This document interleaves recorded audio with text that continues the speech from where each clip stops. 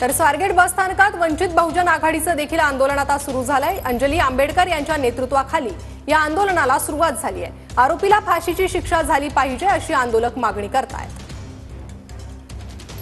अधिक अपडेट घेणार आहोत आमचे प्रतिनिधी योगेश बोरसे यांच्याकडून। योगेश, काय अधिक अपडेट आंदोलनासंदर्भात?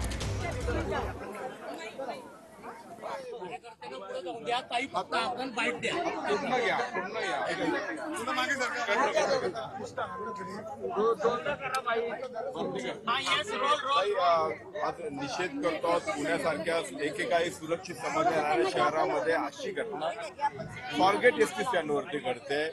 आपण कोणत्या शब्दामध्ये निषेध करणार आहात आणि काय नेमकी मागणी आंदोलनाच्या निमित्ताने करतो?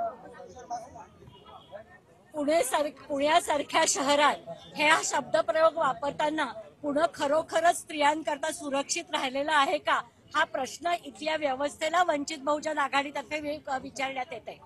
म्हणजे केवळ संपूर्ण महाराष्ट्रच हा एकेकाळी पुरोगामी आणि त्याचप्रमाणे सुरक्षित राज्य धरलं जात होतं, त्या महाराष्ट्रामध्ये आणि पुण्यासारख्या सुरक्षित समजल्या जाणाऱ्या शहरांमध्ये सुद्धा आणि जिल्ह्यामध्ये सुद्धा वेगवेगळ्या प्रकारच्या अत्याचाराच्या घटना वाढत आहेत। आणि त्याच्याही पेक्षा सगळ्यात महत्वाची बाब म्हणजे प्रशासनाचं ह्याच्याबद्दलचं अत्यंत हलगर्जी व ढिलं धोरण आहे आणि त्याच्याबद्दल आम्ही प्रशासनाचा निषेध करतोय।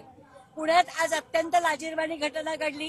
स्वारगेट सारखं जे अत्यंत सतत 24 तास गाजलेलं स्टेशन असतं, तिथे पहाटे 5 वाजता बलात्कार होतो आणि जोपर्यंत आरडाओरडा होत नाही तोपर्यंत इथे काही